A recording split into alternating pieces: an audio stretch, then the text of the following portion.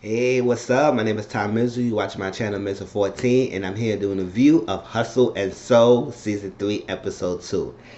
Alright, let me just go jump right into it. It might not be a long video, so I'm just going to go right into the meat of it. Alright, so Anna got the review from the critic that they had for the Black Girl Brunch they had. And the critic basically said an overall review of the soul food and at the Miami that is different. It's nice to have that there, and to sell chicken and waffles or something like that. To get a taste if you want some Southern whole food.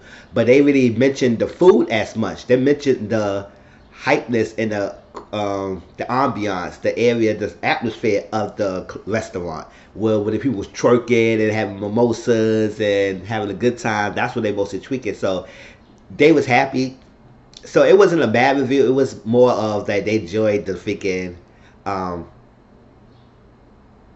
the hypeness and the hypeness and the actions and the twerking and all that partying and stuff like that. So you say you looking for a place that where you can twerk, you can have a good time. Pink cup,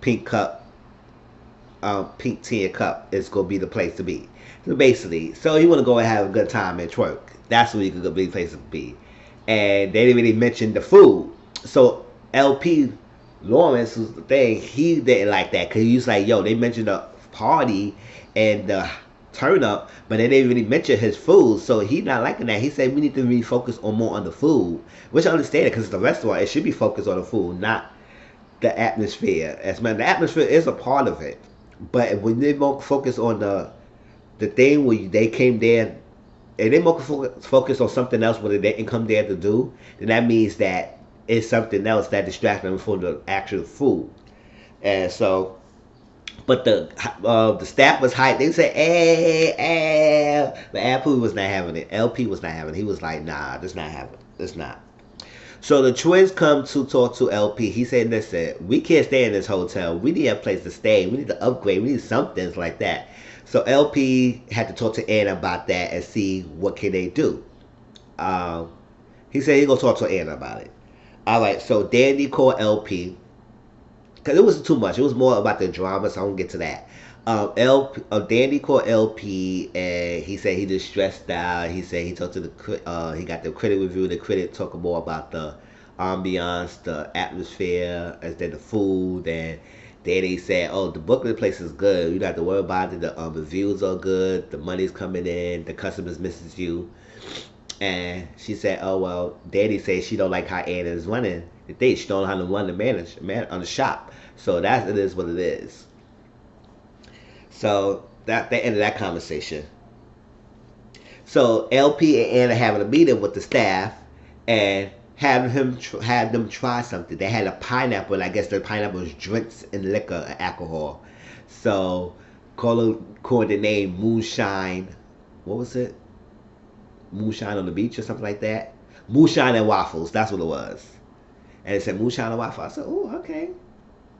Or moonshine and chicken. Whatever. So it was moonshine and chicken, moonshine and waffles, one of that stuff. So it was some pineapples, drinks, and liquor. And they said, "Oh, it's heavy in liquor." Everything. So we did this big, larger life woman come in, strut her ass. I said, "Yeah, go ahead, girl." She strut with her blue hair, and her name was Nikki, and she's the new hostess. She's the matron D of the Pink Tiger Cup, and I invited her. She hired her, and it was like the twins are ooh, like I said, "Your twins, y'all need to calm your horny ass down and everything." And she looked like she could be in balls of fun. She looked like she's not gonna be in much drama. She just want to know what's going on, know everybody's business. Like she's somebody who wants to know what things, and but also somebody who's cool, who fun, and who just don't want to deal with all that extraness. She just keep it cool. And I get that from her. It's like she don't want to be in the middle of nobody drama. She just want to know things so I can handle this as a better assess the situation, explain things if it need to be explained, and just do what she got to do. So LP told her, "You know what? We're gonna have a summer house for y'all." He said we need to y'all do overtime. We need to really focus on the food. We need to amp this up. So in order for that to happen, I will be Anna and I bought a house or rent a house for y'all for the summer, and y'all need to stay there and work it and make sure y'all get along and make sure y'all come and work on time, be there for each other and everything. And it was like, oh, so Anna said, hey, can we have an orgy party? And of course somebody had a problem to say that. She was playing. It's like Anna don't, she say things and do things, but it's not really serious, even though she maybe has serious, but she just saying things because she been in a strip. She's stripper and now stripper going to the restaurant. She still had that mentality, but still she like to have fun. So Cola was like, oh, leave it to Anna to want to say all about a strip club. And so I said, why is y'all really hating on it? Why y'all have a problem with this girl? Like it's no, I understand, Cola, why you so pressed about Anika. Leave Anika alone. She's not having it yet. She said an orgy party. Everybody said, "Ooh, there ain't no orgy going on. There's gonna be a house and there's no gonna be no stripping, no turn up. It's not a strip club. It's a house for a place to stay and go to work." And they cool it down. And Anika got it. She just was playing. It's like that. She knows she ain't gonna really make an orgy party, but it is what it is. So so Cola was talking to her mom, Archimedes, or Artemis, whatever her name is, and the mom was asking for about John John, because the mom was rooting for John John. She here for John John. She was like, what's going on? She said, me and John John not talking right now because he tried to give me an ultimatum about working in the Pink Teacup and being with him, and he knows that I want to work, I want to elevate myself, I want to be up there and everything. And with my money, and for him to give me an ultimatum, I don't like that. So we on the rocks. She said, and the LP's not having it because they got in the arguments and fights, so they don't get along. So I can't really have him around or something like that. I'm gonna say, well, you can't let anyone get between you and him. I like John John. I like him for you. No, you can't let anyone get in between y'all and everything. I said, okay.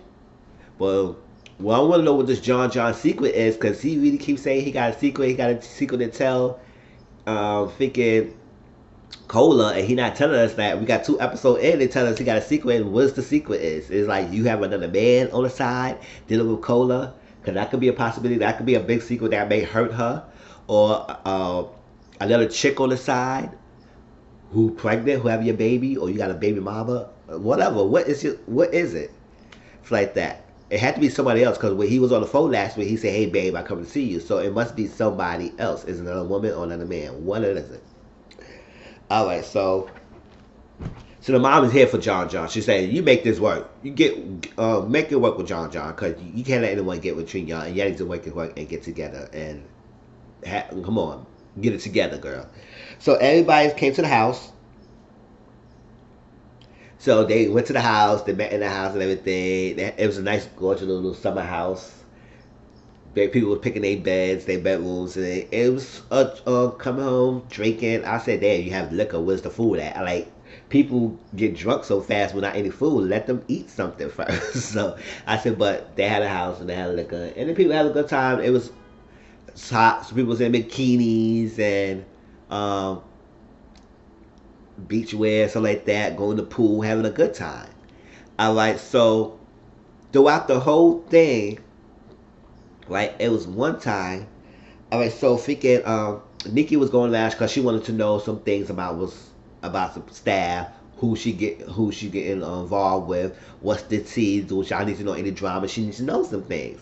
So she asked Anika and Draker, and they were talking to her. It's like, yo, we good and everything, all that stuff, we fine, but when we had a meeting, somebody was attacking me and said, listen, just Anna showed the outfits and all that stuff, and then she was in the outfit, and then one of the ladies called her a prostitute and everything. And it was like, oh, call her a prostitute. Everything called me a prostitute. And it said, well, I didn't. Somebody said, oh, I didn't call her a prostitute and everything. And if everybody want to know, everybody said you open your legs for men. You open your legs for people. So like that. It's applying that she a hoe, she a slut, she a prostitute, whatever. You open your legs for people. That's what she applied. And they said, oh, well, you trying to call her a prostitute? And so Indica said, prostitute? Ain't no damn prostitute and everything. She said, you a prostitute? No, girl, you're a prostitute. And then everybody went along with it. So she didn't specifically say she was a prostitute, or she said she was open her legs. But that's implication that she have sex for money or something like that. Whatever she do have sex for, she just had like to open her legs and have sex. So whole prostitute, they all fall along the same lines.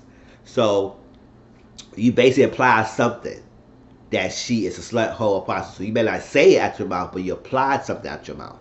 And Anna said, "Oh, you trying to call her a prostitute?" So the prostitute word came out of Anna's mouth, and you can play back the freaking tape because WeTV played back the tape. And she said, "Oh, you trying to call her a prostitute?" So they came out of Anna's mouth and everything. Now that will come into play later on. The reason why I'm emphasizing that it came out of Anna's mouth, but Ebony did apply that she opened her legs for sex, so like that. So it is what it is. So there was a miscommunication with the word. There was miscommunication, misunderstanding. Who said the word? Who came from what mouth?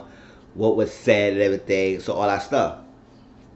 So the twins and Cola. One of the twins and Cola. I can't distinguish who they are. So I'm calling them twins. One of the twins, and their names are Dominic and Steven, but I don't know who is Dominic, who is Steven. I can't tell them apart.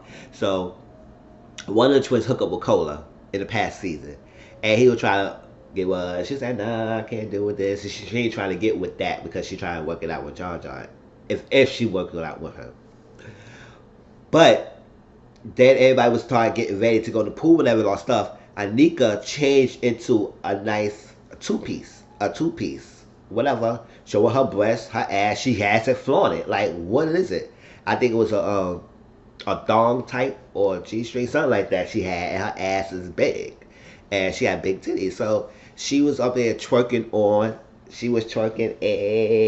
I like a nigga. I like Anika energy. She just like to have fun. Yes, she a stripper. She knows that. And she just do what she got to do. She in the house having fun. Y'all in the pool party. Y'all turning up. So what is it like? How y'all supposed to act? Like she was twerking on the twin. The twin was liking it. The twins was both staying together, so they was liking and looking at it. And here her Cola bitter ass was all like, "Oh, they don't got no money. They don't got no ones sitting there like that. It's not a strip club. They don't got no ones for you." And I was like, "What? Why?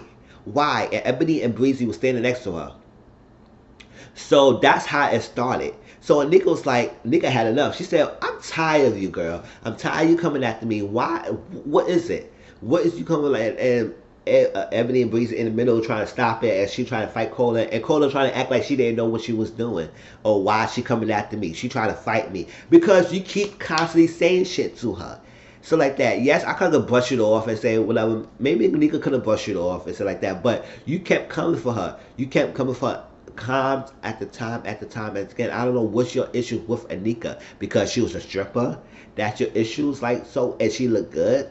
That's what you hating because she was twerking on one of the twins. That's what you may hating because it was no need for you to say, "Oh, well, they don't got no ones for you, Anika," all that stuff like that. I was like, wow, she just twerking. Like, what else to do? So she was. And she was like, oh, like found out her face for. I said, what you couldn't twerk on them? You could go in there and twerk on them shit. Are you hating? Like, I don't understand why Coda was so pressed about it. So, yeah, so Nika got her face to try to fight her. They fight her, and Coda went inside, and I guess Nika went back inside and everything, and I guess they fought a little bit. I don't know, it was Ebony. I think she fought Ebony, or somebody was fighting in there, and Draco was by her side, or stuff. So, and it was okay. I was like, all right, this is really getting ridiculous. So, and it was like, and Larry, Lawrence was trying to calm the people down and trying to see what's going on, how this happened, what started this, like what came about, and everything. I said it came about because of Coda's big ass mouth.